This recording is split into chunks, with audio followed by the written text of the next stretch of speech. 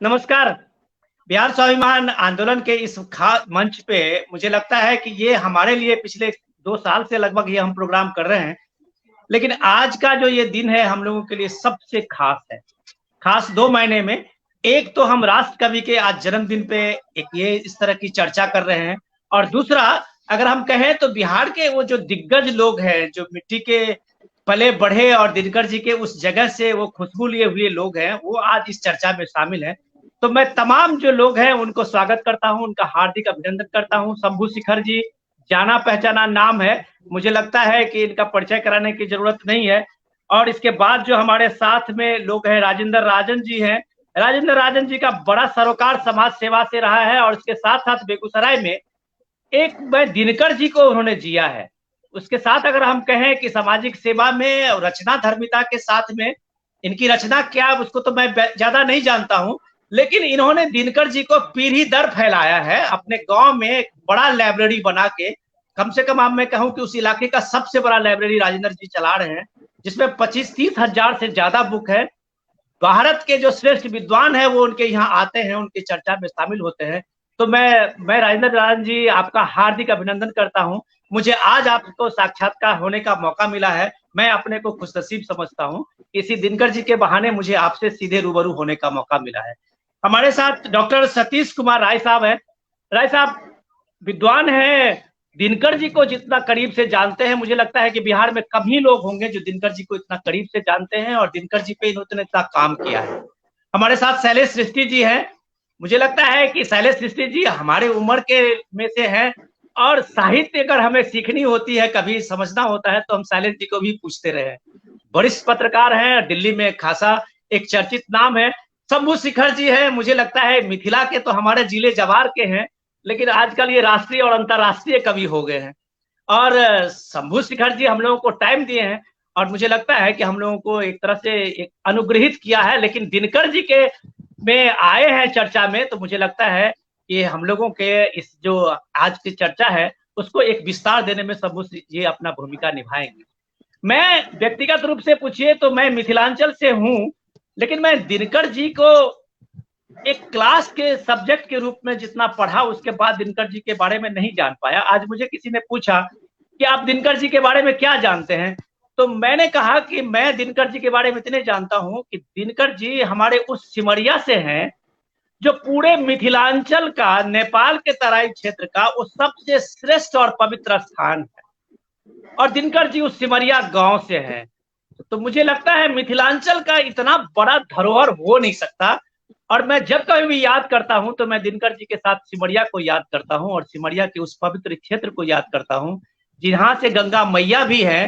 सीता जी का वो कहा जाता था का, जो लोग ये कहा गया है कि जनक जी ने सीता जी की विदाई उसी सिमरिया से लास्ट छोड़ मिथिला का है जहां से किया था, शायद उसी नाम पे वो सिमरिया स्थान बना था। मैं माफी चाहूंगा मैं अपने दर्शकों से कि मैं उसको पहले अपने सिमरिया से कनेक्ट करते हुए मैं जगत प्रकाश जी प्रसाद जी से पूछना चाहूंगा कि दिनकर जी का वो सिमरिया मिथिलांचल में, आज मैं जब सोशल मीडिया पे पोस्टर देख रहा था तो कई मिथिलांचल के पोस्टर थे कि मिथिला के महान कवि, राष्ट्र कवि दिनकर जी का आज जन्मदिन है। तो ये गौरव जो सिमरिया का है राजेंद्र जी, वो किस इसको आज किस तरह लोग जीते हैं राजेंद्र जी? मैं बोलूं? जी जी। ये सिमरिया, ये मिथिला के सीमा की समाप्ति के आधार पर ही इसका नाम हो गया है सिमरिया, सीमांत पर बसे रहने के कारण। और गंगा यहीं से उत्तरायण हुई है, इसीलिए इसकी एक खास विशेषता है। और इसी सिमरिया गांव में दिनकर पैदा हुए थे। आज से 113 साल पहले, 65 साल की आयु में ही वो गुजर गए, लेकिन आज ही की तारीख दिनकर का जन्म सिमरिया में हुआ था। और गंगा के किनारे सिमरिया एक संस्कृति थी, और आजादी के आंदोलन में भी सिमरिया के ही एक हिस्से में, जिसको रूपनगर कहा जाता है, वहां रेलवे स्टेशन हुआ करता था जो मोकामा से जोड़ने का काम करता था। तो वहां तक लोग जाते थे। इसके बाद मोकामा जहाज से लोग टपते थे। दिनकर जी उस गांव में जन्मे, उस गांव में शिक्षा का कहीं कोई प्रचार प्रसार नहीं था। उनके पिताजी रामायणी थे और इस वजह से रामायण के साथ इनका सबसे पहला साहित्य के रूप में लगाव हुआ। और एक सिमरिया धाम जो विनोद जी आपने कहा, तो सिमरिया धाम के रूप में तो आजकल लोग प्रसारित कर रहे हैं। सिमरिया मिथिला के लिए सबसे बड़ी तीर्थ भूमि इस रूप में रही कि यहाँ मांस पलायन करने के लिए संपूर्ण मिथिलावासी जुटते हैं। दरभंगा, मधुबनी, समस्तीपुर, ये जो मूल मिथिला की आत्मा कही जाती है, यहाँ के लोग 1 महीने तक कार्तिक मास में गंगा सेवन करते हैं। और ये गंगा सेवन के सिलसिले में रामायण की कथा सबसे ज्यादा पहले भी होती थी, आज वो एक आधुनिक रूप में ले लिया है। इसलिए सिमरिया को इस मास मेला के साथ जोड़ के जो महत्व हासिल हुआ, ये और किसी गंगा का महत्व नहीं हो पाया। इसीलिए सिमरिया के बारे में जो आपने बताया कि राजा जनक अपनी सीमा के अंतिम छोर पर यहीं से बिदागरी किया था सीता जी। ओह वाह। जी, इसीलिए एक किंवदंती हो गई और मिथिला वासियों के लिए ये पवित्र स्थल हो गया। वाह। जगत जी, मैं एक बार डॉक्टर सतीश जी के पास जाना चाहूंगा कि डॉक्टर साहब, आपने दिनकर जी के बारे में बहुत कुछ जाना है, बहुत कुछ समझा है। एक बिहार के बेगूसराय और भी सिमरिया जैसे गांव में दिनकर जी एक निम्न मध्यम परिवार में जन्म लेते हैं। एक विद्रोही कवि से राष्ट्र कवि के फलक पे आते हैं। ये उनका जो व्यक्तित्व है, उस व्यक्तित्व को आप किस तरह से देखते हैं? एक दिनकर जी में कितने दिनकर जी समाहित है? नमस्कार। किसी ने कहा है कि जिनके ओठों पे हंसी पांव में छाले होंगे, हमें ही लोग तेरे चाहने वाले होंगे। वाह। दिनकर संघर्ष करके और संघर्ष के कारण दिनकर हुए थे। दिनकर ने लंबा संघर्ष किया। एक सामान्य परिवार में जन्म लेने के बाद उन्होंने स्वयं अपना निर्माण किया। रेतीली जमीन पर नंगे पांव चलने की मजबूरी लेकर वे विद्यालय तक गए। उन्होंने शिक्षा प्राप्त की, इतिहास के स्नातक हुए और बचपन से ही साहित्य में उनकी गहरी रुचि थी। आदरणीय राजन जी ने बताया कि उनके यहाँ राम कथा की परंपरा थी।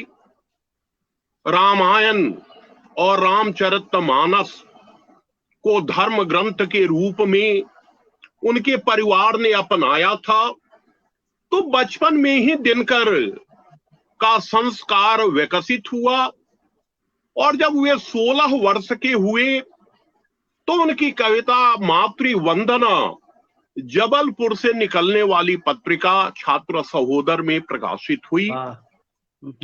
वहां से दिनकर की काव्य यात्रा प्रारंभ होती है। यह किशोर कवि मातृ वंदना के साथ हिंदी कविता के क्षेत्र में प्रवेश करता है। यह दिनकर की विशेषता है।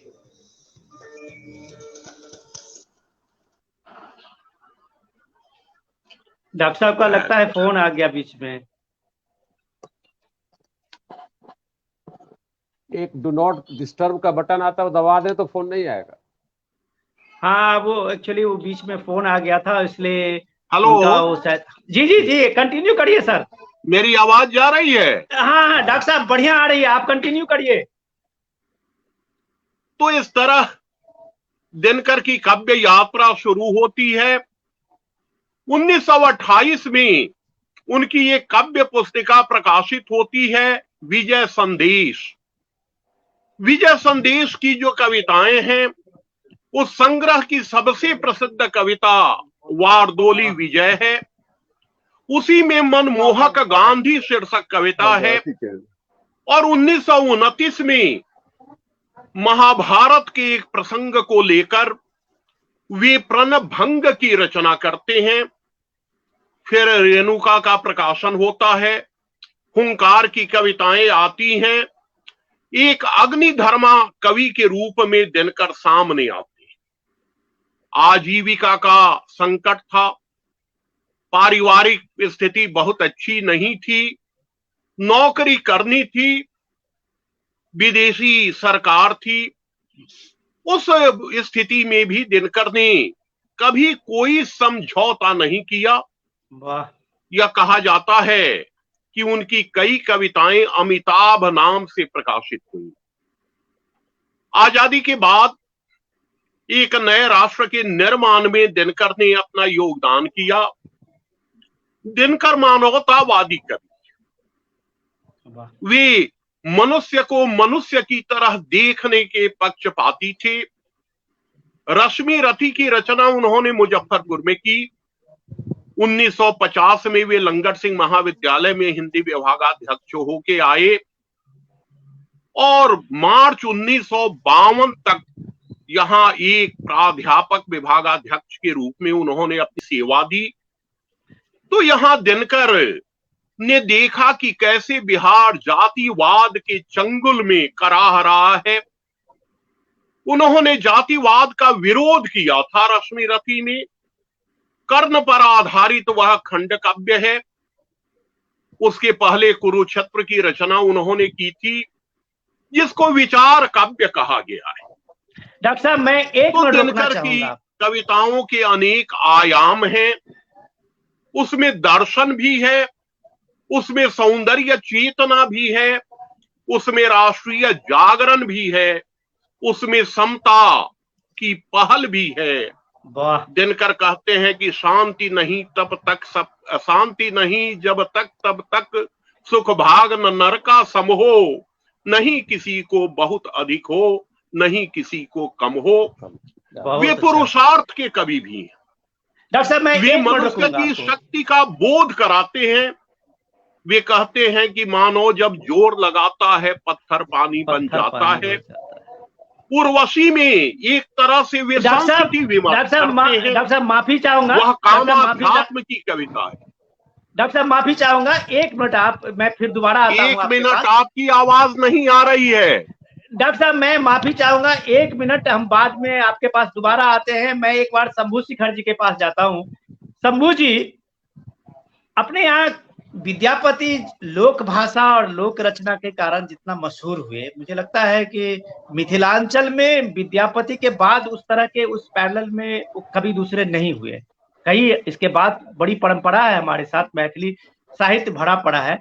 लेकिन अगर उस मिथिलांचल के रीजन को अगर सिमरिया तक ही आप माने, उसके बाद राष्ट्रीय क्षितिज पर आने वाले दिनकर ही थे, जो एक बार उस क्षितिज पर आए और इस तरह से एक, जैसे उनका नाम दिनकर था वैसे ही दिनकर की तरह छा गए।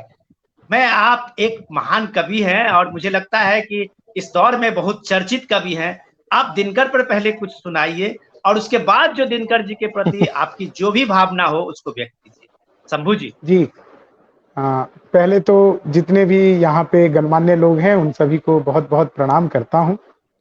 और बहुत ज्यादा विनोद जी तारीफ कर रहे हैं। देखिए, आप सब यहाँ पे सिद्ध लोग हैं, मैं प्रसिद्ध हूँ। सिद्ध लोग जो हैं वो ज्यादा अच्छे होते हैं, प्रसिद्धि आदमी कैसे भी पा लेता है।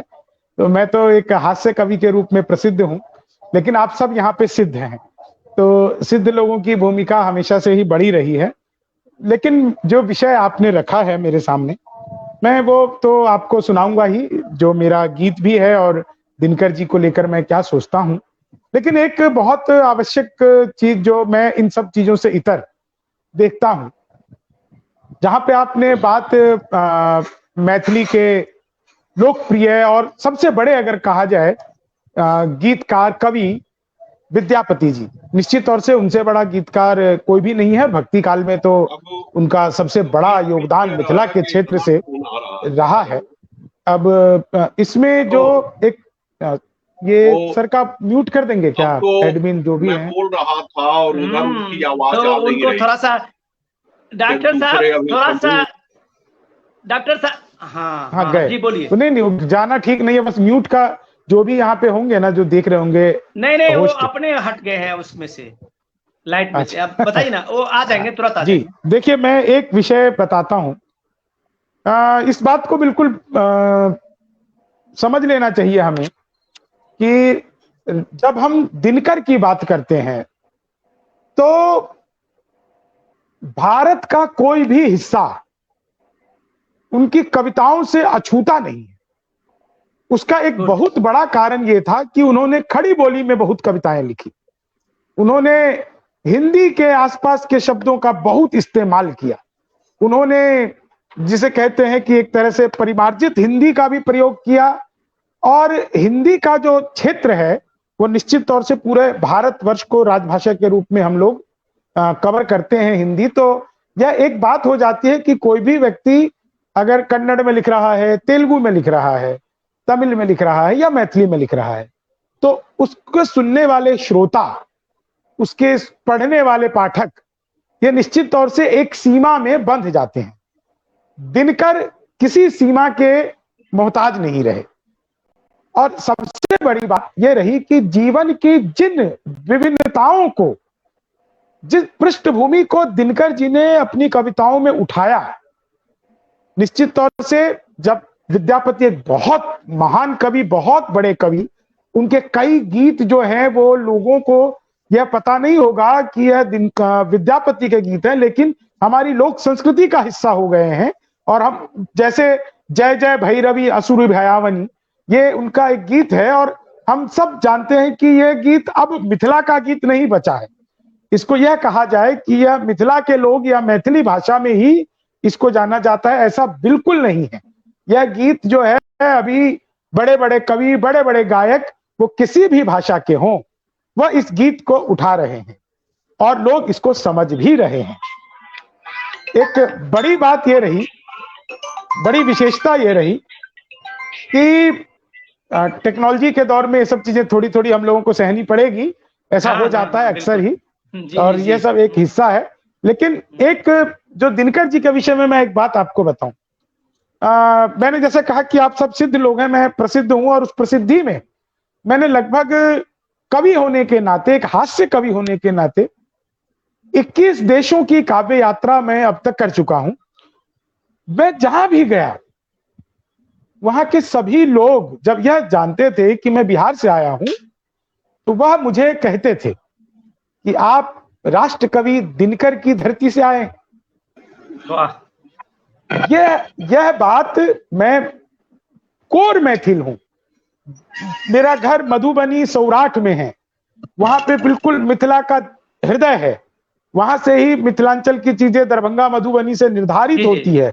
वहीं पर हमारी परंपराएं बनी हुई है, वहीं पर हमारी संस्कृति का अभी तक हमारी संस्कृति अगर बची हुई है तो उसमें दरभंगा और मधुबनी का बहुत बहुत बड़ा है। और सौराठ तो आप सब जानते ही हैं, विश्व प्रसिद्ध है। लेकिन मुझे जो लोग सुन रहे हो मिथिलांचल के, वो क्षमा करें, विद्यापति को जानने वाले वही लोग थे जो बिहार से या मिथिलांचल की पृष्ठभूमि से जुड़े थे। लेकिन दिनकर को जानने वाले वो सभी लोग थे जो उत्तर प्रदेश के रहने वाले थे, मध्य प्रदेश के रहने वाले थे, किसी कारणों से अपने काम से वो विदेश में रह रहे थे, और वहां पर वो बड़े सम्मान के साथ में देखते थे। और मैं आपको एक चीज बताऊं कि मुझे दिनकर सबसे ज्यादा प्रिय कवियों में क्यों है। मुझसे कोई पूछे कि आपके सबसे प्रिय कवि कौन है, मैं हास्य का कवि हूं, लेकिन मैं सबको बताता हूं कि मेरे प्रिय कवि जो हैं वो रामधारी सिंह दिनकर हैं। वो क्यों हैं? आप उनकी कोई भी रचना उठा लीजिए, यहां पर किसी एक रचना या किसी एक पंक्ति का उल्लेख करना ठीक नहीं होगा। आप कोई भी एक रचना उठा लीजिए, ऐसा हो ही नहीं सकता कि उसके अंदर पौरुष्य का समावेश ना हो। ऐसा हो ही नहीं सकता कि दिनकर जी की कविताओं के अंदर मानवता ना हो। दिनकर जी की कविताओं के अंदर आपके भीतर अगर किसी तरह की कोई निम्नोक्ति आ गई है, आपके भीतर कोई भय आ गया है, तो आप दिनकर जी की कविताओं को पढ़कर या सुनकर ही अपने आप को उस चीज से बाहर ला सकते हैं। एक विषय मैं आपको और बताऊं, वीर रस के जो कवि होते हैं अब ये बात आप आदरणीय समझिएगा, वीर रस के जो कवि होते हैं, हम अक्सर सुनते हैं जब मंचों पर बात करते हैं, खासकर हिंदी कवि सम्मेलन के मंचों पर जाते हैं, तो वीर रस के कवि अपनी कविताओं से उत्तेजना को पैदा करते हैं, जबकि वीर रस का मूल स्वभाव जो है वो उत्साह का उत्सर्जन है। वीर रस उत्साह पैदा करता है, और दिनकर जी की कविताओं में यह खासियत है कि वह आपके भीतर उत्तेजना नहीं, उत्साह को उत्पन्न करती है, उत्साह को पैदा करती है, और यही वीर रस का मूल स्वभाव है। तो मैं बहुत ही एक देखिए, मैं हास्य का कवि हूं, और आप सभी पटल पर जुड़े, एक बहुत अच्छी चीज आपको बताता हूं। यहाँ पे आदरणीय विनोद मिश्रा सर और राजेंद्र राजन जी जुड़े हुए हैं हमारे बीच में, शैलेंद्र जी को भी सुन पा रहे, और सतीश कुमार जी सभी है। मैं एक चीज आपको बहुत रोचक प्रसंग बताता हूँ। देखिए, कई बार क्या होता है कि एक दिनकर सोसाइटी दिल्ली में है, आज से 5 साल 6 साल पुरानी बात है। दिनकर सोसाइटी ने यह निर्णय लिया कि दिनकर जी के जन्मोत्सव पर 24 घंटे का अखंड कवि सम्मेलन किया जाएगा, और उन्होंने इसके लिए एक कवियों की लंबी चौड़ी फेहरिस्त तैयार कर ली कि सुबह 9 बजे कार्यक्रम शुरू होगा, जैसे हमारे बिहार में अष्टजाम होता है, जिसमें हम हरे राम राम राम हरे हरे, हरे कृष्ण हरे कृष्ण हरे हरे करते रहते, वैसे ही 24 घंटे का कवि सम्मेलन होगा। सुबह 8 बजे शुरू होगा और अगले दिन सुबह 8 बजे उसको हम खत्म करेंगे। तो उन्होंने मुझे भी जिम्मेदारी दे दी एक सत्र की। बहुत रोचक बात है, मुझे भी उन्होंने एक सत्र की जिम्मेदारी दे दी, और मेरा सत्र जो था वो शाम को 3 बजे से 6 बजे का सत्र था। और मुझे उन्होंने एक मानदेय बता दिया कि आपके पास ये मानदेय है, इसमें आपको 3 घंटे के लायक कवियों की व्यवस्था करनी है। मैंने अपने 7-8 कवि मित्रों का, क्योंकि सोसाइटी का कार्यक्रम था, बहुत बजट नहीं था, उनको मैंने व्यवस्था करके और कार्यक्रम की शुरुआत की। कार्यक्रम का संचालन शुरू हुआ। अब आप सोचिए कि वहां पे बैठे हुए श्रोता सुबह 8 बजे से कविता सुन रहे हैं, और उनको अगले दिन सुबह 8 बजे तक सुनना है। मैं माइक पर गया और मैंने जो बात कही उससे बहुत सारे लोगों का तनाव भी दूर हुआ, आप लोगों को भी आनंद आएगा, बहुत रोचक तथ्य है। मैंने जाकर के कहा कि दिनकर जी के जन्मोत्सव पर दिनकर सोसाइटी ने यह निर्णय लिया है कि 24 घंटे का अखंड कवि सम्मेलन कराया जाएगा।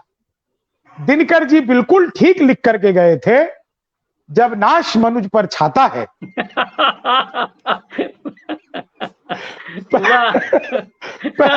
पहले विवेक मर जाता है। बहुत बढ़िया। तो उसमें ये हुआ सर कि लोग बाकी सब कुछ भूल गए, और उनको पूरे कवि सम्मेलन में यही आ रहा जब नाश मनुज पर छाता है।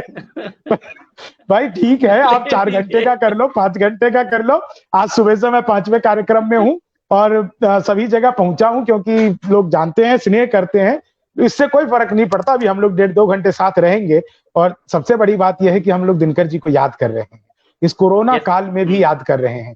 इससे कोई फर्क नहीं पड़ता कि हम वर्चुअली याद कर रहे हैं या फिर हम एक दूसरे के साथ में याद कर रहे हैं, एक दूसरे को देख करके बैठ रहे हैं। यहाँ पर 5 लोग जुड़े हैं, यही बहुत बड़ी बात है कि इस समय जब लोगों के पास समय का अभाव है, लेकिन तकनीक ने कितना आसान बना दिया है, तकनीक ने सब कुछ आसान कर दिया। मैं अपने एक गीत की, जैसा कि आदरणीय विनोद सर ने कहा था, तो मैं सर, मेरा एक गीत है, हम धरती पुत्र बिहारी हैं, उसमें दिनकर जी की भी निश्चित तौर से, जब बिहार की बात होगी तो दिनकर जी के बिना तो बिहार की बात ही नहीं कर सकते। आधुनिक बिहार के न केवल इतिहास की बात कर सकते हैं और न केवल साहित्य की बात कर सकते हैं। अगर दिनकर जी को हम हटाएं तो आधुनिक बिहार के साहित्य की हमारी चर्चा ही पूरी नहीं होगी। बिल्कुल। जबकि ये बात हम लोग बहुत अच्छे से जानते हैं कि साहित्य में कवियों के साथ में बहुत अच्छा भाव नहीं रखा गया है। बहुत कम कवियों को साहित्य में स्थान मिल पाता है, और गद्य लेखकों को ज्यादा जगह मिलती है, आलोचकों को ज्यादा जगह मिलती है, निबंध लेखकों को ज्यादा जगह मिलती है, नाटककारों को। लेकिन कवियों को खुद से यह श्रम करना पड़ता है कि वो इस लायक बने कि साहित्य को उनको स्वीकार करना पड़े। तो ऐसे बहुत बहुत कम ऐसा हुआ, ये सत्य है। ये मैं एक मेरा गीत है, हम धरती पुत्र बिहारी हैं, जितने भी लोग हैं सभी को समर्पित करता हूं। और सतीश सर के मैं यहाँ पे विचार सुन रहा था, बहुत ओजस्वी और बहुत अच्छी बात कह रहे थे सर, और बहुत बढ़िया मुझे लगा, मेरे भी ज्ञान में वृद्धि हुई सभी लोग को, क्योंकि कई बातें हमको हमेशा नहीं मालूम होती है। और सुनिएगा साहब, आप इस गीत को सुनिएगा। बिहार क्या है, बिहारी क्या है, स्ट्रीम यार्ड पे चल रहा है, फेसबुक पे लाइव ये कार्यक्रम सभी लोग देख रहे हैं, वो लोग जाने कि बिहार क्या है, बिहारी क्या है। हम श्रम नायक हैं भारत के और मेधा के अवतारी हैं। हम श्रम नायक हैं भारत के और मेधा के अवतारी हैं। हम 100 पर भारी एक पड़े, हम 100 पर भारी एक पड़े, हम धरती पुत्र बिहारी हैं। हम श्रम नायक हैं भारत के और मेधा के अवतारी हैं। वेदों के कितने बंद रचे, हमने गायत्री छंद रचे। साहित्य सरित की धारा में कितने ही काव्य प्रबंध रचे। हम दिनकर रेणु बाण भट्ट, हम दिनकर रेणु बाण भट्ट विद्यापति और भिखारी हैं। हम धरती पुत्र बिहारी हैं, हम धरती पुत्र बिहारी हैं। सत्ता मद में जब चूर हुई, हम जय प्रकाश बनकर डोले। सिंहासन खाली करो कि जनता आती है, दिनकर बोले। हम सिखों के दशमेश गुरु, हम सिखों के दशमेश गुरु, बिरसा मुंडा अवतारी हैं। हम धरती पुत्र बिहारी हैं, हम धरती पुत्र बिहारी हैं। शहनाई जिस पर नाज करे, बिस्मिल्लाह खान हम ही तो हैं। शारदा लोक शैली गायक, सुर की पहचान हम ही तो हैं। दुनिया पूजे उगता सूरज, दुनिया पूजे उगता सूरज, हम ढलते के भी पुजारी हैं। हम धरती पुत्र बिहारी हैं, हम धरती पुत्र बिहारी हैं। पहला पहला गणतंत्र दिया और अर्थशास्त्र का मंत्र दिया। नालंदा से हमने जग को शिक्षा का पहला मंत्र दिया। गिनती को शून्य दिया हमने, गिनती को शून्य दिया हमने। गणनाएं भी बलिहारी है, हम धरती पुत्र बिहारी हैं, हम धरती पुत्र बिहारी हैं। तेजस निर्माण किया हमने, दरभंगा के मानस बिहारी वर्मा के निर्देशन में तेजस का निर्माण हुआ है। तेजस निर्माण किया हमने, जग इसके आगे मौन हुआ। भारत के पहले राष्ट्रपति राजेंद्र प्रसाद सा कौन हुआ।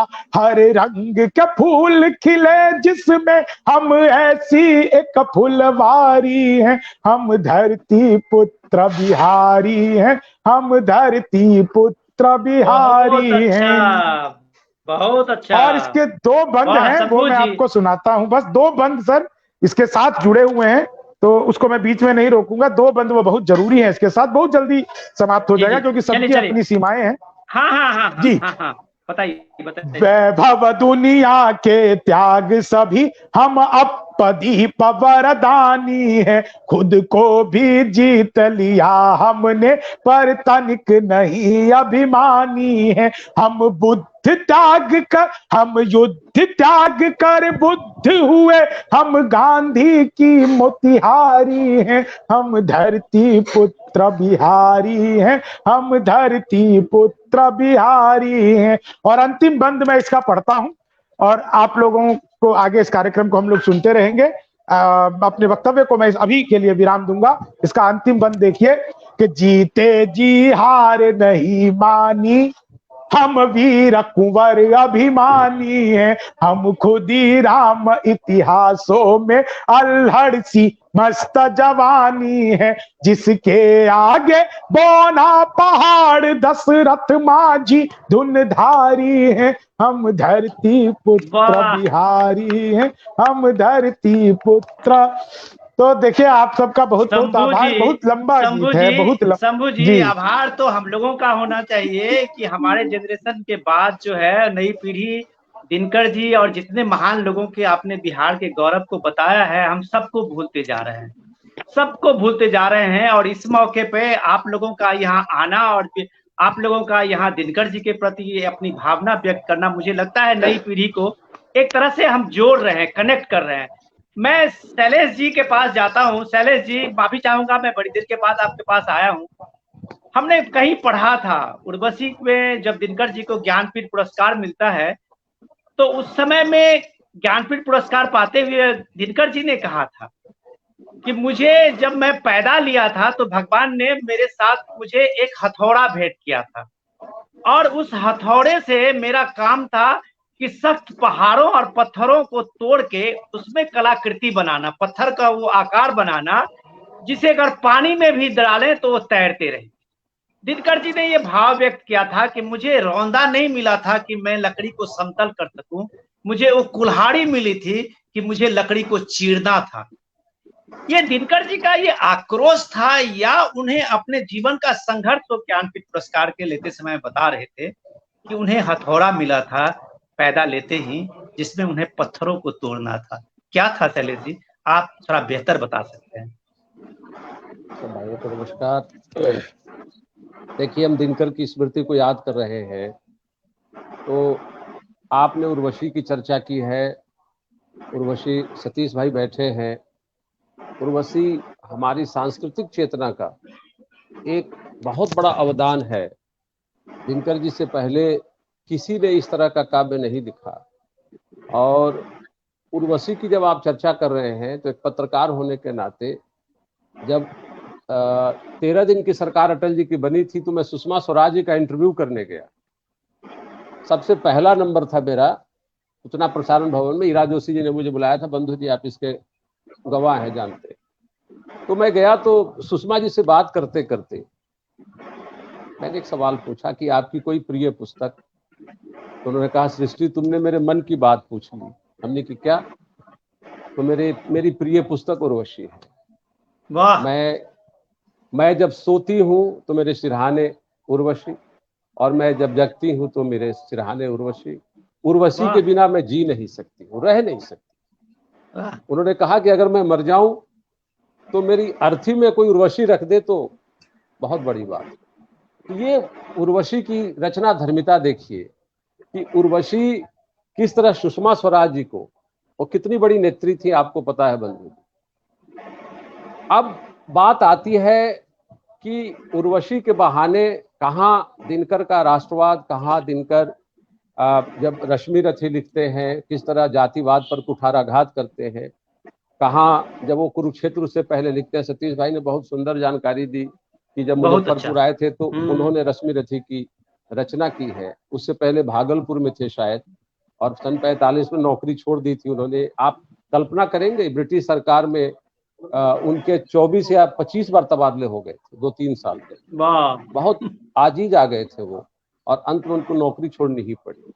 तो दिनकर का एक संघर्ष पत्थरों से, उनका जीवन ही संघर्ष से भरा हुआ है। लोगों को लगता है इतना बड़ा राष्ट्र कवि, कितना सुखमय जीवन। नहीं, दिनकर ने तो अपने जीवन का जो बहुत बड़ा भाग है पारिवारिक दुश्चिंताओं में बिताया है। और बहुत आश्चर्य होता है कि निजी दुखों को दिनकर जी ने कभी शैलेश जी, मैं रिक्वेस्ट करूंगा कि हमारे बहुत दर्शक आज हैं जो दिनकर जी को सुन रहे हैं, कुछ उर्वशी के कुछ लाइन आप बताइए यार, कुछ सुनाइए। उर्वशी, अच्छा लगे। उर्वशी, ये देखिए, उर्वशी आपने नाम लिया, ये रश्मि रथी है, ये सॉरी, ये उर्वशी है, ठीक है। मैं उर्वशी की कुछ पंक्तियां पढ़ देता हूँ आपको। हाँ, बिल्कुल, ये अच्छा लगेगा जी। उर्वशी से हम लोग जी, हम लोगों को है कि दिनकर जी को फिर से वो अपने नई पीढ़ी में लौटे, नई पीढ़ी के लोग अपने दिनकर जी को, अपने राष्ट्र कवि को जाने, और बिहार के लोग कम से कम गौरव करें कि इस दिनकर इसी मिट्टी से, इसी भूमि से। पहले तो आप उर्वशी को इस रूप में समझें कि उर्वशी का जो चरित्र है वो बहुत ही कहाँ परी और कहाँ अप्सरा और कहाँ मर्त लोक धरती, तो ये दोनों में मेल दिनकर जी ने कराया। असंभव को संभव किया है कि कहाँ एक अप्सरा जो बहुत ही काल्पनिक होती है, जैसे हम किसी स्त्री की कल्पना करते हैं वो मिलने वाली नहीं है, उसी तरह की उर्वशी है। उर्वशी मिलती कहाँ है लोगों? जिस उर्वशी के लिए बहुत इसमें रंभा और मेनका के लिए बड़े बड़े ऋषियों को बहुत कुछ हुआ, वो उर्वशी पुरूरवा को मिल जाती। तो एक दिनकर जी ने एक बहुत ही काल्पनिक चीज का अवतरण धरती पे किया है। हाँ, वो जमीन के कवि थे। तो उर्वशी कहाँ वहां रहती थी, अप्सरा थी, और उस अप्सरा को धरती पे उतारते हैं। अरे उसमें उर्वशी के पंक्ति सुना दूं आपको, मर्त मानव के विजय का तुर्य हूं मैं, उर्वशी अपने समय का सूर्य हूं मैं, सूर्य हूं अंधतम के, ये सबसे पॉपुलर लाइन है। हाँ, उर्वशी अपने समय का सूर्य हूं मैं, सूर्य हूं। लेकिन यही चीज अगर आप हम देखें तो इसकी पूर्व पीठिका रश्मि रथी में बनती है, जहां हूं नहीं है, जहां है वो स्वीकार करते हैं कि मैं सूर्य हूं, मैं अपने समय का तुर्य हूं, और इसी चीज को उर्वशी में लाके रखते हैं। और मर्त मानव के विजय का तुर्य हूं मैं, उर्वशी अपने समय, अंधतम के भाल पर पावक जलाता हूं, बादलों के शीश पर चंदन चलाता हूं, पर न जाने बात क्या है, इंद्र का आयुध पुरुष जो झेल सकता है, सिंह से बाहें मिला जो खेल सकता है, इंद्र का आयुध पुरुष जो झेल सकता है, सिंह से बाहें मिला जो खेल सकता है, शक्ति के रहते हुए निरुपाय हो जाता, विद्ध हो जाता है नर, सहज बंकिम बाण से जीत लेती रूप सी नारी उसे मुस्कान से। तो कितना व्यक्तित्व का सबल व्यक्ति, कितना अपने शरीर से बलिष्ठ व्यक्ति एक स्त्री के मुस्कान के सामने वो हार जाता है। ये दिनकर है। जो दिनकर जिस पत्थर की बात आप कर रहे हैं, जिस चट्टान की बात आप कर रहे हैं, वो दिनकर कितना सुंदर तरीके से मनुष्य के अंदर जो प्रेम है, उस प्रेम को कैसे मनुष्य का प्रेम अन्योन्याश्रय है स्त्री के साथ, उसको वो परिभाषित नहीं करते, बल्कि घटित करके दिखाते। सतीश भाई इस पर ज्यादा बढ़िया, सतीश भाई मैं उनके पास में आता हूँ। मैं एक सवाल राजेंद्र जी से ले लेता हूँ। राजेंद्र जी, बहुत ही एक भावुक क्षण की बात शैलेश जी ने कही है। तो अगर दिनकर जी के व्यक्तित्व को हम देखते हैं, दिनकर जी जैसा, मुझे लगता है आज के पीढ़ी को शायद आश्चर्य लगेगा कि जैसे सतीश जी ने बताया कि 16 साल की उम्र में दिनकर जी की कविता छपने लगी थी। दिनकर जी गद्य के, और दिनकर जी 33 उनके काव्य संग्रह प्रकाशित है। 60 से अधिक ज्यादा मुझे लगता है कि उनकी पुस्तकें प्रकाशित हुई हैं। कई निबंध संग्रह है, सैकड़ों में, हजारों में। राजन जी, मेरा सवाल ये है कि दिनकर जी को कभी हम बहुत भावुक कवि के रूप में देखते हैं, कभी एक संघर्षशील कवि के रूप में देखते हैं, और कभी एक सख्त मिजाज का वो घर का वो गार्जियन देखते हैं जो हमें उठो जागो के लिए, संकल्पित होने के लिए आह्वान करते हैं, पूरे देश को आह्वान करते हैं। एक दिनकर में कितने रूप हैं राजेंद्र जी? दिनकर में कितने रूप हैं? दिनकर यानी सूर्य, उसकी सप्त किरणों से हम अवगत हैं। और सूरज की पहचान क्या है?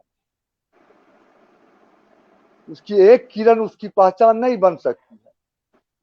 इसी तरह से दिनकर की पहचान, अगर उर्वशी की चर्चा अभी जिस रूप से की गई, तो उर्वशी में दिनकर प्रेम के कवि के रूप में आते हैं।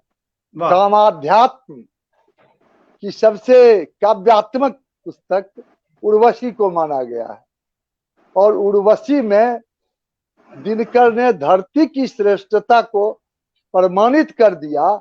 यानी स्वर्ग की अप्सरा को भी मानवीय रूप धारण कर, सबसे महत्वपूर्ण है कि मां बनने की लालसा पैदा कर दिया। अप्सरा मां नहीं बन पाती है, उसको चिर यौवन प्राप्त, ये काल्पनिक, ये गाथा है कि ये अप्सराएं कभी बूढ़ी नहीं होती है, चिर तरुणी बनी रहती है। उसके यौवन और उसके निखार को समूची दुनिया में जितने पापी होते हैं उनको कहता है तुमको स्वर्ग नहीं मिलेगा, वहां तुमको अप्सरा नहीं मिलेगी। इस्लाम में भी कहा जाता है कि तुमको हूर मिलेगी अगर तुम इस्लाम के बंदे बन के जियोगे। तो यानी जो आकर्षण पैदा किया जाता है अप्सराओं को लेके, तो दिनकर ने उस अप्सरा की महत्ता को ही समाप्त कर दिया, उसको मनुष्य बनने के लिए मजबूर कर दिया। और धरती ही धरती है, धरती के अलावा इस लोक के अलावा कोई परलोक है, दिनकर ने इस अवधारणा को समाप्त कर दिया। और इसलिए एक तरह से कहा जाता है दिनकर की आत्मकथा उर्वशी, उर्वा और कोई नहीं। आलोचकों ने इसे प्रमाणित किया है कि दिनकर स्वयं है। और समय का जो अभी आपको सुनाया गया किशोर जो हूं, तो दिनकर अपने समय के बहुत किस अच्छा। रूप से ओज के कवि थे, उसके भीतर छिपी हुई थी उनका प्रेम, उनकी करुणा। और करुणा और प्रेम के बिना कोई साहित्यकार नहीं हो सकता है।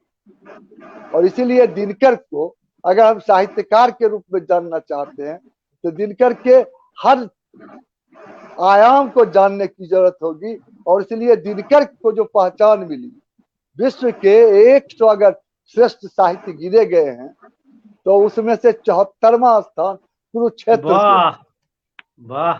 और ये कुरुक्षेत्र ने दिनकर को पहचान दी। जितने सामधेन, रेणुका, ये जितनी राजेंद्र जी, किताबें हैं। राजेंद्र जी, मैं आपके ही एक सवाल को लेके मैं डॉक्टर साहब के पास जाऊंगा, सतीश जी के पास में। और मुझे लगता है कि शायद शैलेश जी भी यही चाह रहे थे कि डॉक्टर साहब के पास में इसका जवाब होगा कि डॉक्टर साहब एक साथ जो अभी राजेंद्र जी कह रहे थे, उनके व्यक्तित्व के एक पक्ष की चर्चा कर रहे थे, लेकिन दिनकर एक साथ में एक जन कवि के रूप में हमारे सामने में है और एक साथ में और एक राष्ट्रवादी कवि के रूप में है। अगर हम एक तरह से देखें तो सांस्कृतिक राष्ट्रवाद के अगर कोई एक मुखर कवि है तो हमारे सामने में दिनकर आते हैं। सबसे तो पहले डॉक्टर साहब के पास आप बाद में जाइएगा। सवाल आपका जो सांस्कृतिक राष्ट्रवाद का है, दिनकर का राष्ट्रवाद कहीं से भी सांस्कृतिक राष्ट्रवाद का रूप नहीं ले पाया। दिनकर राष्ट्रीय चेतना के कवि थे और वो राष्ट्रीय चेतना देश की आजादी प्राप्ति की लालसा थी। और इसीलिए दिनकर ने अंग्रेजी सरकार की नौकरी की आजादी के पहले और उसके प्रचार मंत्री तक हुए, सब रजिस्ट्रार की नौकरी की।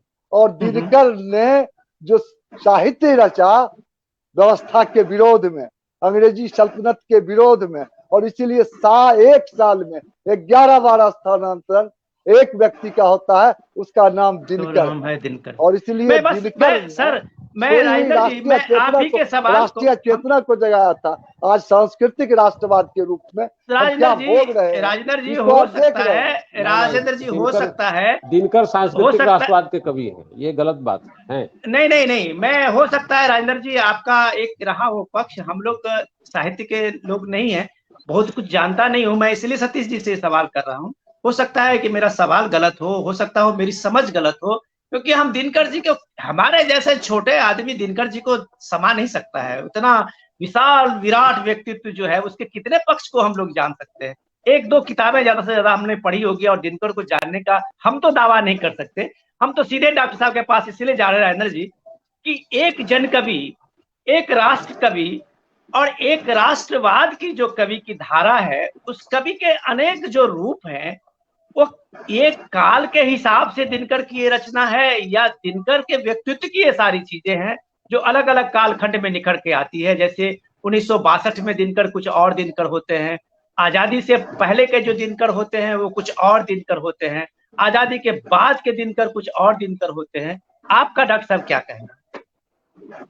देखिए, दिनकर की साहित्य साधना 5 दशकों की अनवरत साधना है।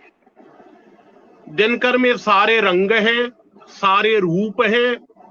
साहित्य में विचारधारा गंध की तरह आती, हम उसे महसूस करते हैं लेकिन देख नहीं पाते हैं। जब दिनकर ने शुरुआत की थी तो समय देश की मुक्ति का प्रश्न सबसे महत्वपूर्ण था। उन्होंने देश के महापुरुषों की अभ्यर्थना की, उनकी महिमा का गायन किया। कुछ लोगों को लगा कि वे कांग्रेसी संस्कृति के कवि। दिनकर ने जब कुरुक्षेत्र की रचना की, जब युद्ध और शांति के प्रश्न पर उन्होंने चिंतन किया, तो यह माना कि जब तक समता मूलक समाज का निर्माण नहीं होगा तब तक शांति नहीं आएगी। तो दिनकर समता मूलक समाज के निर्माण के लिए पहल करते हैं। यहाँ एक प्रगतिशील कवि के रूप में वे सामने आते हैं। बहुत और अच्छा। दिनकर की पहली काव्य कृति है विजय संदेश और अंतिम है हारे को हरिनाम। तो यह विजय और हार, इसके बीच दिनकर का कवित्व जो घूमता है, दिनकर अरविंद से भी प्रभावित है, दिनकर लोहिया से भी प्रभावित है। सच्चा कवि वह होता है जो किसी एक विचारधारा में पूरी तरह बंध के नहीं रहता है। राष्ट्रीय चेतना की बात होती है तो आजादी के पहले की राष्ट्रीय चेतना और आजादी के बाद की राष्ट्रीय चेतना में अंतर है। प्रारंभ में दिनकर ने देश की मुक्ति को महत्व दिया और जब देश मुक्त हुआ, एक नए देश के निर्माण के लिए उन्होंने रचनात्मक पहल की। वे राज्यसभा के सदस्य रहे। राज्यसभा में उन्होंने जो भाषण किए, जो प्रश्न उठाए, उनका संग्रह प्रकाशित हो चुका है। आप देखेंगे तो लगेगा कि दिनकर एक प्रगतिशील रचनाकार के रूप में बराबर विद्यमान रहे हैं। नेहरू पर उन्होंने पुस्तक लिखी, लोकदेव नेहरू, लेकिन जब चीन ने आक्रमण किया, जब हमारे भूभाग पर उसने कब्जा किया, तो नेहरू से भी उनका मोह भंग हुआ। और राम की प्रतीक्षा उसकी मोह भंग की कविता है। जी जी जब जी। उन्होंने सुभाष चंद्र बोस का आह्वान किया था, तो किसी एक विचारधारा में उनको सीमित कर देना यह बेईमानी है। दिनकर चिंतक भी है, जो युद्ध कर सकता है वहीं प्रेम भी कर सकता है। बहुत अच्छा। दीप्ति सौंदर्य में भी होती है और पौरुष में भी होती है। बहुत दिनकर अच्छा। दीप्ति के कवि हैं, उनमें प्रखरता भी है और बालारुण की तरह भास्वरता भी है। दिनकर ने न केवल कविता लिखी, उन्होंने संस्कृति का विमर्श भी किया। संस्कृति के 4 अध्याय पर उन्हें साहित्य अकादमी पुरस्कार मिला। दिनकर की मेधा कितनी प्रखर थी, अपनी परंपरा का उन्होंने कितना गहरा चिंतन किया था, आप संस्कृति के 4 अध्याय में इसे देख सकते हैं। दिनकर के जीवन काल में, उनके यौवन काल में यह आरोप लगा कि आप अतीत के कवि हैं, अतीत का गान करते हैं। दिनकर ने उसका उत्तर दिया था कि जब भी अतीत में जाता हूं, मुर्दों को नहीं जिलाता हूं, पीछे हटकर बतावान जिससे कंपित हो वर्तमान। वर्तमान को कंपित करने के लिए उन्होंने पौराणिक आख्यान भी ली, लेकिन वे अपने देश काल से निरंतर संवाद करने वाले रचनाकार हैं। दिनकर ने बाल साहित्य भी लिखा, चेतना की शिखा भी लिखी, उजली आग की भी बात की, अरविंद दर्शन से भी वे प्रभावित हुए। तो दिनकर में, जैसे अभी अभी राजन जी ने कहा कि सूर्य में कोई एक किरण नहीं होती, अनेक किरणें निकलती हैं, तो दिनकर हिंदी कविता की समृद्धि के भी प्रतीक हैं। बहुत और अच्छा। वैश्विक स्तर पर हिंदी कविता को प्रतिष्ठित करने में जिन लोगों का योगदान है, उनमें दिनकर है। दिनकर की जनपक्षधरता है। श्वानों को मिलते दूध वस्त्र भूखे बालक अकुलाते हैं, माँ की हड्डी से लिपट जाड़े की रात बिताते हैं। युवती के लज्जा वसन बेच जब ब्याज चुकाए जाते हैं, मालिक तब तेल फूलेलों पर पानी सा द्रव्य बहाते हैं। वाह। यह दिनकर का आक्रोश नहीं, यह हमारी जो सामाजिक संरचना है उस पर दिनकर की यह टिप्पणी है। तो दिनकर आलोक धनवा कवि हैं, वे जागृत करने वाले कवि हैं। इसीलिए दिनकर का साहित्य आज भी प्रासंगिक है, आज भी वह युवाओं में जोश भरता है। मैं ऐसे कई लोगों को जानता हूं जो रश्मि रति को गीता की तरह रखते हैं। बिल्कुल। कर्मठता को स्वर देने वाला यह ग्रंथ आज भी अनेक घर में गीता की तरह रखा हुआ है। तो दिनकर का साहित्य हमारी जातीय संभावनाओं को व्यक्त करने वाला साहित्य है। भारत की सामाजिक संस्कृति को रेखांकित करने वाला साहित्य है। उसमें उमंग भी है, उत्साह भी है, क्रांति भी है, ओज भी है, माधुर्य भी है। तो दिनकर सारे रंग को लेकर पाठकों के बीच उपस्थित होते रहे हैं। बहुत अच्छा। और मुझे लगता है कि अगर शंभू जी मेरी आवाज सुन रहे हो और शंभू जी अगर हमारी चर्चा में शामिल हो, अरे वाह, शंभू जी फिर प्रकट हुए हैं। और शंभू जी, मुझे लगता है कि आपको सुनने के लिए बहुत सारे लोगों का सवाल भी आ रहे हैं स्क्रीन पे, और कई लोग जो है उसमें अलग अलग तरह से आपके लिए जिज्ञासा भी रख रहे हैं और बता रहे हैं कि शंभू जी दिनकर जी के बारे में कुछ खास सुना है। और दिनकर जी को सुनने के लिए और आपके उस लय में, ताल में सुनने के लिए बहुत लोग, अभी कई बार स्क्रीन पे मैं देखा हूं कि लोगों ने पूछा है कि शंभू जी कुछ दिनकर जी को सुना है। देखिए, यह तो लोगों का प्रेम है और लोग बहुत प्यार करते हैं, और क्योंकि ये फेसबुक पे चल रहा है तो मुझे खुद मेरे पर्सनल मैसेंजर पे बहुत सारे लोगों का लगातार मैसेज आ रहा है, और मैं पूरी इस व्याख्यान माला को पूरी तरह से गंभीरता से सुन रहा हूं। देखिए, मैं एक विषय, बस इस विषय में मैं अपनी तरफ से कहना चाहता हूं कि आप, हम या दुनिया का कोई भी व्यक्ति ऐसा नहीं हो सकता जो दिनकर जी को स्वीकार ना करे।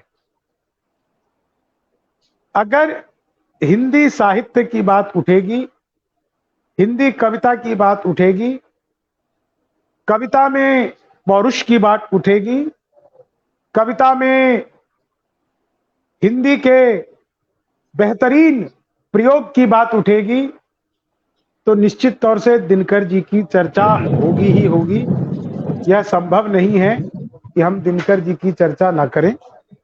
आप जो कह रहे हैं कि मैं कुछ अपने अंदाज में दिनकर जी पर सुना दूं, तो दरअसल मेरी जो बात हुई थी आज के इस कार्यक्रम को लेकर के, अमित भाई ने मुझे बताया था कि ये एक संवाद है, और उस संवाद में जो है आपको दिनकर के आदर्श को लेके कितना सजग है बिहार, इस विषय पर बात रखनी है। तो मैं कुछ देखिए, आशु कभी भी हूं तो कुछ मैं लिख लेता हूं साथ के साथ, लेकिन मैं आपको बिहार के सजगता की एक बात कहना जरूरी समझता हूं। जरूर। वो जो जिस विषय को लेकर के आज हमने यह विषय, आज की यह गोष्ठी आमंत्रित की है। जी। देखिए, बिहार की जो एक बड़ी बात यह है कि कोई भी विचारधारा हो, बिहार उसको बहुत अपनेपन के साथ स्वीकार करता है। ऐसा नहीं है कि कोई वामपंथी विचारधारा का है, कोई दक्षिणपंथी है, कोई समाजवादी है तो उसको बिहार में जगह नहीं मिलेगी। कमोबेश सबको जगह मिल जाती है। बिहार एक प्रयोगशाला की तरह है, जिसमें धर्म के भी प्रयोग हुए हैं, राजनीति के भी प्रयोग हुए हैं, और साहित्य के क्षेत्र में भी प्रयोग हुए हैं। बहुत अच्छा। इस बात को भी एक चीज समझना पड़ेगा हमें कि जब भी कभी आप आज की तारीख में प्रयोगशाला में जाएंगे तो वहां पे आपको प्रयोगशाला में चीजें बहुत ही तितर बितर मिलेंगी। प्रयोगशाला एक ऐसी जगह होती है जहां पर आपको चीजें कभी भी संभाल के रखी हुई नहीं मिलेंगी। आप देखेंगे एक कोने में कुछ प्रयोग के काम चल रहे हैं, वहां पे कुछ केमिकल रिएक्शंस हो रहे हैं, दूसरे कोने में कुछ जीव जंतुओं का प्रयोग चल रहा है। तो प्रयोगशाला में आदमी बहुत देखने में तो बहुत अच्छा लगता है, लेकिन अगर वो प्रयोग में ना रहे तो प्रयोगशाला घूमने की जगह नहीं होती। यह मैं इसलिए यह कह रहा हूं कि आज की तारीख में जब हम दिनकर जी के व्यक्तित्व और उनके आदर्श से बिहार को आगे बढ़ाने की बात करते हैं, तो हमारे सभी बिहार के युवाओं को यह बात सीखनी होगी और यह बात समझनी होगी कि हम लोग, आज बुरा मत मानिएगा लेकिन यह बहुत बड़ी सच्चाई है कि आजादी के इतने सालों बाद भी भारत का सबसे पिछड़ा हुआ राज्य अगर नीचे से 2-3 कुछ होंगे तो उसमें से बिहार भी होगा जरूर। और जब दिनकर को हम अपना आदर्श मानते हैं तो हम जातिवाद पर वोट कैसे कर सकते हैं? बहुत अच्छा। ये विषय बहुत गंभीर है, इसको सोचना पड़ेगा। हम यहाँ सोशल मीडिया पर, अखबारों में, टीवी पर बड़े बड़े व्याख्यान दे देते हैं और सभी देते हैं, मैं भी कई जगह कह देता हूं, लेकिन अगर हम दिनकर जी को, दिनकर जी की एक बात रखना चाहता हूँ, जातिवाद। हाँ जी जी जी, जातिवाद पर बहुत बढ़िया शंभू जी कह रहे हैं। 1961 में रामसागर चौधरी जी थे, उनको एक पत्र लिखा दिनकर जी, और बिहार के युवाओं को पत्र लिखा, जिस युवा वर्ग की आप बात कर रहे हैं। पत्र की अगर इजाजत हो तो कुछ पढ़ दो पत्र की पंक्ति। हाँ बिल्कुल बिल्कुल बिल्कुल। अपनी जाति का आदमी अच्छा और दूसरी जाति का बुरा होता है, यह सिद्धांत मानकर चलने वाला आदमी छोटे मिजाज का होता है। दिनकर जी कह रहे हैं, आप लोग यानी सभी जातियों के नौजवान इस छोटेपन से बचिए। प्रजातंत्र का नियम है कि जो नेता चुना जाता, सभी वर्गों के लोग उससे न्याय की आशा करते हैं। अगली पंक्ति सुनिएगा तो चौंक जाइएगा। कुख्यात प्रांत बिहार को सुधारने का, कुख्यात प्रांत दिनकर लिख रहे हैं कब? 1961 में। और 30 साल के सामाजिक न्याय की तथाकथित सरकार में अब ये विचार नहीं यह है कि अगर 1961 में बिहार कुख्यात था तो आज का बिहार क्या है। 1961 में दिनकर लिख रहे हैं कि कुख्यात प्रांत बिहार को सुधारने का सबसे अच्छा रास्ता यह है कि लोग जातियों को भूलकर गुणवान के आदर में एक हों। आगे लिखते हैं रामसागर चौधरी जी, याद रखिए कि यदि जातिवाद से हम ऊपर नहीं उठे तो बिहार का सार्वजनिक जीवन गल जाएगा। वाह, याद रखिए, यदि जातिवाद से हम ऊपर नहीं उठे तो बिहार का सार्वजनिक जीवन गल जाएगा। इतना भविष्य दृष्टा, इतना बड़ा कवि। और यही दिनकर जी थे जब श्री बाबू मर गए, पहले मुख्यमंत्री बिहार के, और उनके नाम पर भूमिहारों ने, ब्राह्मण भूमिहार लोगों ने श्री बाबू को तब भूमिहार मान करके उनकी गोष्ठी या उनको याद करने लगे। तो उन्होंने लिखा कि कितना दुख का विषय है कि आज श्री बाबू भूमिहार हो गए और आज श्री बाबू की स्मृति भूमिहार की स्मृति है। डूब मरिए आप लोग, क्या कर रहे हैं? श्री कृष्ण सिंह को अगर भूमिहार मान के चला जाएगा तो फिर श्री कृष्ण सिंह को याद कौन करेगा? अरे वो श्री कृष्ण सिंह हैं जिनको उनके गांव के लोगों ने, भाई ने, जात बिरादर के लोगों ने जाति से बहिष्कृत करके उनको मजबूर कर दिया था एक गांव में अलग जा करके घर बनाने के। जब उन्होंने देवघर में दलितों का प्रवेश करा दिया, वहां के तमाम ब्राह्मण भूमिहार लोगों ने डॉक्टर श्री कृष्ण सिंह को, उनके भाइयों ने घर से बाहर कर दिया। और मजबूरी हुई, मुजफ्फरपुर के महेश बाबू ने फिर उनको बुला करके अपने पास रखा था श्री बाबू को। ऐतिहासिक बात है, ये कोई बढ़ा चढ़ा के नहीं बोल रहा। और जिस रश्मि रथी की बात आ रही है, देखिए दिनकर को याद करना बिहार के। शैलेश जी एक मिनट मेरे को, मैं शंभू जी की बात पूरी कर लेता हूँ, उसके बाद मैं आपके पास आता हूँ। राजेंद्र जी, मैं माफी चाहूंगा, मैं दोबारा आपके पास आ रहा हूं। शंभू जी जातिवाद पे बोल रहे थे इसलिए मैंने बोला, ठीक है। बहुत अच्छा आपने किया, आपने वैल्यू एडिशन कर दिया। वही बात कह रहा था सर, वही बात कह रहा था और आपने उसको विस्तार दिया कि अगर आज की तारीख में भी बिहार, अगर हम यहाँ पे दिनकर जी के आदर्शों से सीखने की बात करते हैं और उसके बावजूद अगर हम लोग जातिवाद पर वोट करते हैं तो फिर हम उनके आदर्श से कुछ सीख नहीं पाए, उनके जीवन से हम कुछ सीख नहीं पाए। और उसको आपने बहुत अच्छे से एक पत्र के माध्यम से चीज को रखा, इस बात की पुष्टि की मैं आपका बहुत बहुत आभार करता हूं, बहुत बहुत धन्यवाद करता हूं। एक मुक्तक विशेष में दिनकर जी पर सुनाकर और फिर आगे के कार्यक्रम के लिए आदरणीय मिश्रा जी को मैं वो चलाएंगे, क्योंकि कार्यक्रम बहुत ही गरिमामय है। दुनिया में कोई इतना दुलारा नहीं होगा, दुनिया में कोई इतना दुलारा नहीं होगा, माँ भारती को इतना भी प्यारा नहीं होगा, साहित्यकार और भी होंगे जी दुनिया में, दिनकर समगर देखो दोबारा नहीं होगा, दिनकर समगर देखो दोबारा नहीं होगा। तो निश्चित तौर से दिनकर बिरले ही होते हैं। और एक बात हमेशा याद रखिए, सूर्य के 9 ग्रह हैं और अकेला सूर्य है, 9 रस है लेकिन दिनकर अकेला ही है। कविताओं के साहित्य के 9 रस हैं, लेकिन दिनकर अकेले ही है जो सब रसों पर भारी है, सभी ग्रह पर। तुलसीदास के बाद है दिनकर, तुलसीदास, सूर्य सूर्य सर तुलसी। देखिए वो आप फिर अगर उससे बात करने लगे तो बहुत कुछ बात निकलेगी, तो फिर दूर तक जाएगी, हो जाता है। और इस विषय की फिर तो बात वही है कि फिर एक घटना मैं आपको बताता हूं, ये बिल्कुल सच्ची घटना है। मैथिली शरण गुप्त जी एक बार तुलसीदास की तस्वीर को अपने जूतों से पीट रहे थे।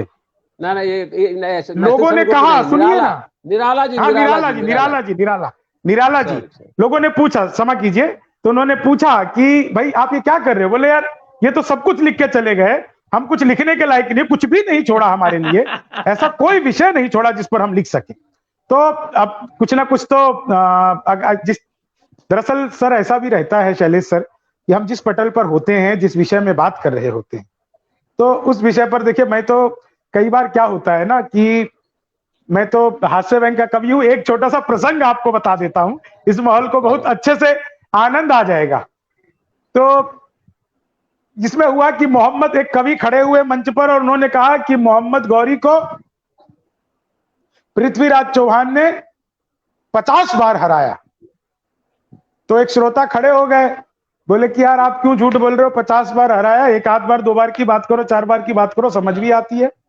तो उन्होंने कहा कि भाई अपना आदमी है, वो 50 बार हराए, 200 बार हराए, तो हमें गौरवान्वित ही होना पड़ेगा, अपने आदमी की जितनी बड़ाई कर लो उतना कम है। तो दिनकर जी अपने आदमी है। बाबा तुलसी का तो मिजाज ही अलग है। बाबा तुलसी को मैंने जब मानस का हंस पढ़ा और उनकी जीवन को जाना, और उनको और नजदीक से समझने का प्रयास किया, तो मुझे लगा कि वास्तव में बाबा तुलसी जो लिखते थे उससे पहले वो उन सब चीजों को जी चुके थे, उनके भीतर वो सब कुछ आ चुका था। तो आज का दिन दिनकर जी का दिन है। और यह बात शंभू जी एक लाइन जोड़ दूंगा कि तुलसीदास के बाद दिनकर ठीक उन्हीं की तरह के बड़े सामाजिक आलोचक हैं। जैसे तुलसीदास अपने समय में अपनी कविताओं में समाज की आलोचना की है, उसी तरह दिनकर जी ने। ये तो आपके पास आता हूं जी। तो बस सर मैं यही विषय रख रहा था और अपनी बात मैंने कही। बस मैं वही बात की आदर्श से अगर बात करूं तो मेरी बहुत बड़ी पीड़ा है ये कि आज भी बिहार, जब हम आजाद हुए, हमारे देश को 75 हम अमृत महोत्सव मना रहे हैं, अमृत महोत्सव मना रहे हैं, और आप सब गणमान्य लोग हैं, आदरणीय राजन जी हैं, आप सबको पता होगा जब बिहार आजाद हुआ, भारत आजाद हुआ, तो शुरू के 2 साल में बेस्ट एडमिनिस्ट्रेटिव का अवार्ड जो भारत सरकार की तरफ से मिलता है वह बिहार को मिला था।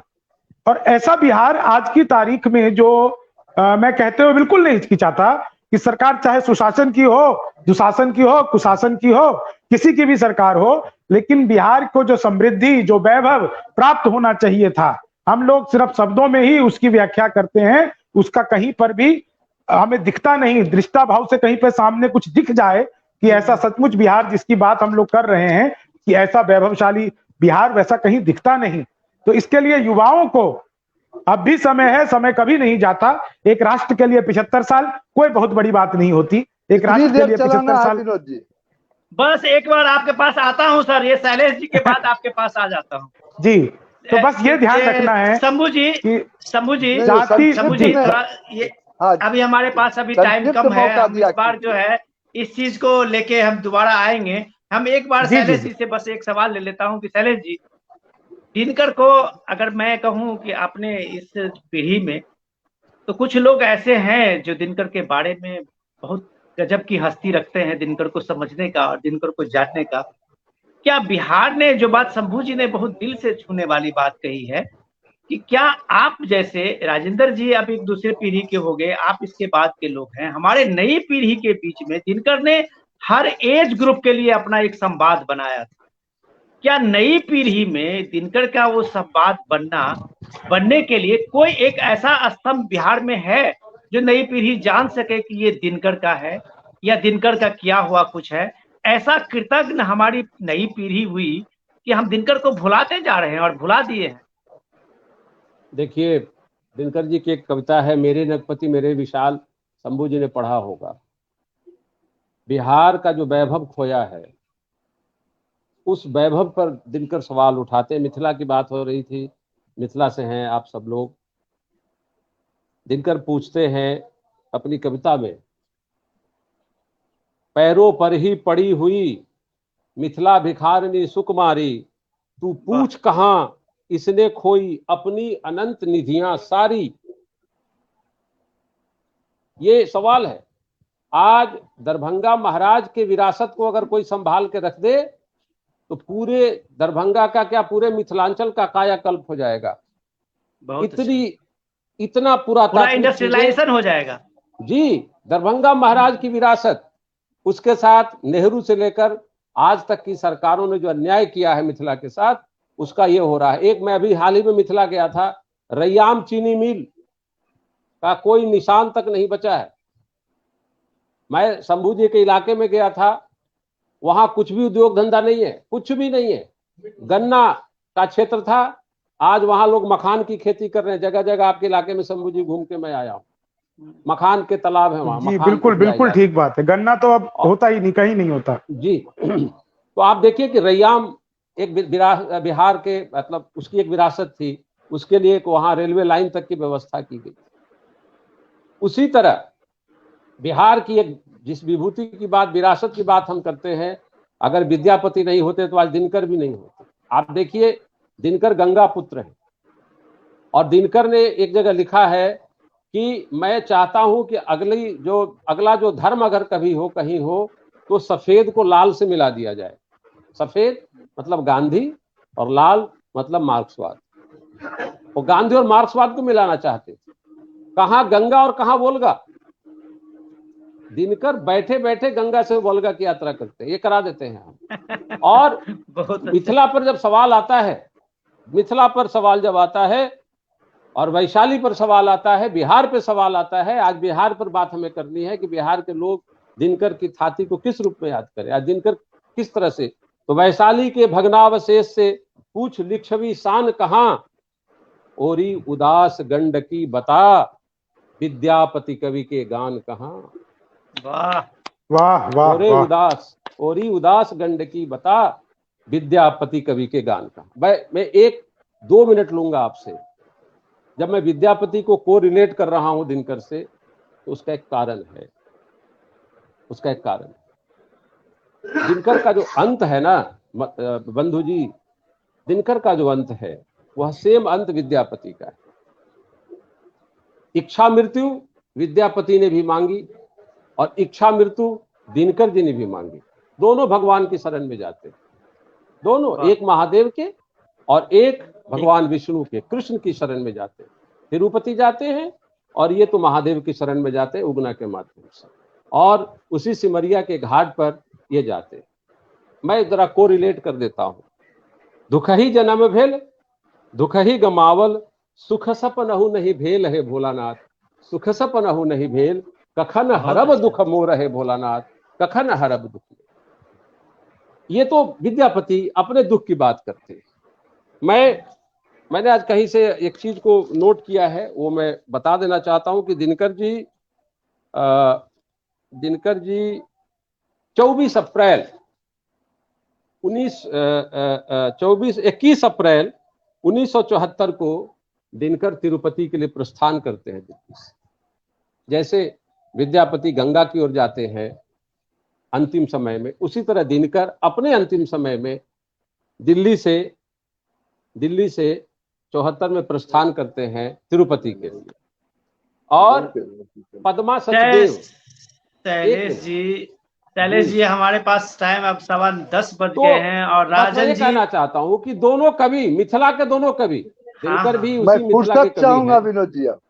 हाँ, नहीं, बस हम आप ही के पास आ रहे हैं। राजन जी, मैं माफी चाहूंगा कि मुझे आने में थोड़ा सा विलंब हो गया है आपके पास वापस आने में। मैं बस लास्ट सवाल आपसे लेना चाहूंगा कि राजन जी, जिस पक्ष को लेके आज हम लोग बात कर रहे थे, आपने ऐसे महान विभूतियों को जिंदा रखने के लिए अपने एक लाइब्रेरी के रूप में आप ये एक धरोहर को बनाया है। आप पुराने पीढ़ी से नई पीढ़ियों को एक लाइब्रेरी में वाद संवाद से लेके पुस्तकों से इन दिनकर जैसे महान हस्तियों को अभी भी एक पीढ़ी से दूसरी पीढ़ी में संवाद की भूमिका में है। तो क्या ये बिहार अपने दिनकर को लेके कितना सजग आपको लगता है? जो राजेंद्र जी आपके तरफ से प्रयास हो रहा है, ये बिहार में इतने सरकारें आई गई, दिनकर के नाम से ऐसा कुछ नहीं बना जो कम से कम नई पीढ़ी के लोग पटना में आते समझे कि ये हमारा दिनकर है, जिसके बिहार के हम हैं, ये हमारा गौरव है। हम ऐसे गौरव साहित्यकार को कैसे भुलाते जा रहे हैं राजेंद्र जी? जी, सबसे पहले तो आपकी चिंता के साथ मैं साझेदारी कर रहा हूं कि दिनकर ही केवल दिनकर की ही बात मत कीजिए, संपूर्ण हिंदी क्षेत्र अपने साहित्यकारों को किस रूप में याद कर रहा है? दिनकर को तो हम आप याद कर रहे हैं। आज उनके गांव सिमरिया में आयोजन हुआ, कल भी आयोजन होगा और पूरे देश में हिंदी क्षेत्र में दिनकर के नाम पर आयोजन हो रहे हैं। इसलिए हो रहे हैं कि दिनकर प्रतिरोध के कवि, और जो प्रतिरोध की आवाज दिनकर की उस समय थी, उस आवाज की जरूरत आज है। जिस युवा पीढ़ी में आप देख रहे हैं दिनकर कहाँ है, तो उनके विद्रोहात्मक तेवर में देखिए। आप बड़ी पत्रिकाओं को नहीं देखिए, चूंकि सारी बंद हो चुकी हैं। छोटी पत्रिकाओं को देखिए, सोशल मीडिया को देखिए कि दिनकर की तेवर, दिनकर की संस्कृति, दिनकर का रोष, दिनकर के भीतर का विद्रोह आज युवा साहित्यकारों में किस रूप में प्रकट है, और वो आपको विद्रोहात्मक तेवर लिए हुए आते हैं। और इसीलिए दिनकर आज विद्रोह के प्रतीक के रूप में हमारे सामने है। लेकिन हिंदी क्षेत्र अपने साहित्यकारों की, अपने मनीषियों की वो सम्मानजनक स्थान देने में विफल रहा है। मैं विदेशों में जाके देखा हूँ, हिंदी क्षेत्र में जाके देखा हूँ, सुब्रमण्यम भारती को जिस रूप में तमिलनाडु के सुदूर दक्षिणी क्षेत्र में स्थापित करके रखा गया है जनता के द्वारा, सरकार मजबूर हुई और उनको सम्मान देने के लायक वहां। बहुत अच्छा। और ये दिनकर भी तो हमारा सुब्रमण्यम भारती ही है उत्तर भारत के। हम वही मैं आपको कह रहा हूँ कि दिनकर की तुलना तुलसी और विद्यापति सबसे आप कर रहे हैं। किसी से किसी की तुलना करना आज हम समझते हैं कि उचित नहीं है। दिनकर को जितना उद्धृत हम आज करते हैं, हमारे हिंदी क्षेत्र में रामचरितमानस की चौपाइयों को उसी रूप में उद्धृत किया जाता रहा है। और इसीलिए तुलसीदास के बाद सबसे ज्यादा लोगों की जुबान पर अगर एक की रचनाओं के शब्द हैं तो वो दिनकर है। विद्यापति की सरसता, विद्यापति की सरसता और जो समय का जो रोष है उसकी आवाज दिनकर है। और इसीलिए दिनकर को सम्मान देना केवल मूर्ति बनाकर पूजना नहीं है। सबसे पहले हम लोगों ने बेगूसराय में दिनकर के मरने के तत्काल बाद एक स्वर्ण जयंती पुस्तकालय है, वहां दिनकर की प्रतिमा लगाई। बाबा नागार्जुन ने आके उसका उद्घाटन किया और पूरे देश के साहित्यकारों का एक विशाल कारवां जुलूस सजा के 1.5 किलोमीटर का फासला तय करके उस मूर्ति का अनावरण हुआ था। दिनकर के नाम पर दिनकर कला भवन ही बेगूसराय का टाउन हॉल बना हुआ है। दिनकर की प्रतिमा भी सिमरिया में है जहाँ फूल चढ़ाते हैं लोग, और लेकिन वो फूल चढ़ाना भक्ति भाव से प्रेरित है। बेगूसराय का नहीं, पूरे उत्तर और दक्षिण को जोड़ने वाली सड़क जो 0 माइल के नाम से प्रसिद्ध है बरौनी में, उस 0 माइल पर दिनकर की आदमकद प्रतिमा सबों को याद दिलाती है कि दिनकर क्या थे। और इसीलिए दिनकर की जो चर्चा हुई और डॉक्टर साहब ने अभी जो चर्चा की कि दिनकर कैसे सफेद को उजले, सफेद को लाल से मिलाने की बात कर रहे थे, मैं दिनकर की पंक्तियों से ही अपनी बात को आपके सामने रखना चाह रहा हूं कि दिनकर थे क्या। दिनकर ने अपनी डायरी में 23 अप्रैल 70 को दिल्ली में लिखा, श्रद्धांजलि देते हुए महात्मा लेनिन के शीर्षक से एक श्रद्धांजलि, ये लेनिन को श्रद्धांजलि दी। और उसमें वो साफ साफ कहते हैं जो क्रांति सन 1917 ईस्वी के अक्टूबर महीने में रूस में हुई, वह मनुष्य के इतिहास की सबसे बड़ी क्रांति थी और कोई आश्चर्य नहीं कि उसका प्रभाव सारे संसार पर पड़ा है। इस महाक्रांति के निर्माता और संचालक महात्मा लेनिन थे। और भी बहुत विस्तार से इसकी व्याख्या की है, मैं आपका समय नहीं लूंगा, अंत में उन्होंने अपनी डायरी में ही लिखा 24 अप्रैल को, 9 मार्च 1970 को भारत कला भवन काशी में उनके दिल के जो भाव उठे वो कविता बन गई और उस कविता का शीर्षक दिया दिनकर ने लेनिन, उनकी डायरी में। और उसके कुछ पंक्तियों को आपको मैं सुना रहा हूँ, क्योंकि अभी मार्क्स और लाल की चर्चा हुई है, तो मैं दिनकर को ही सुना रहा हूँ कि दिनकर के भीतर कहीं से किसी एक खूंटे में बंध के जीने की चाहत नहीं थी। और इसलिए कितना दूरदर्शी कवि है दिनकर, कितना बड़ा विचारक और चिंतक है दिनकर, जो आज जो हम संकट झेल रहे हैं 1970 में ही अपनी डायरी में दिनकर ने लिखा कि दर्शन कला की रक्षा करता है, जितनी कलाएं हैं उसकी हिफाजत की जिम्मेवारी दर्शन की है। और इसीलिए अगर कोई तानाशाह सत्ता संभालता है तो सबसे पहले दर्शन की हत्या कर देता है। और आप लोग अभी जिस दिल्ली में जिस संस्थान में बैठे हैं, रेशमी नगर दिल्ली में, आप देख रहे होंगे कि कला और संस्कृति की रक्षा अब नहीं कर पाने के में समर्थ है दर्शन, इतिहास, हमारा समाज। और आज खतरा है कहां से, तो ऊपर से। और इसीलिए लेनिन ने जो कविता लिखी, लेनिन की कविता को मैं सुना रहा हूँ। मैं एक्चुअली इसलिए कह रहा था सर कि आज मिलने के पूर्व मैं अपनी बात समाप्ति कर लेता हूँ। हाँ, बताइए। लेनिन आपसे मिलने के पूर्व मैं गांधी से मिला था। गांधी अंग में मंद मंद लगने वाली शीतल बयार थे। ये गांधी के बारे में दिनकर बोल रहे हैं, जो गांधी बात से वो प्रभावित भी हुए हैं और कहते हैं गांधी अंग में मंद मंद लगने वाली शीतल बयार थे, आप तो तूफान और आंधी थे।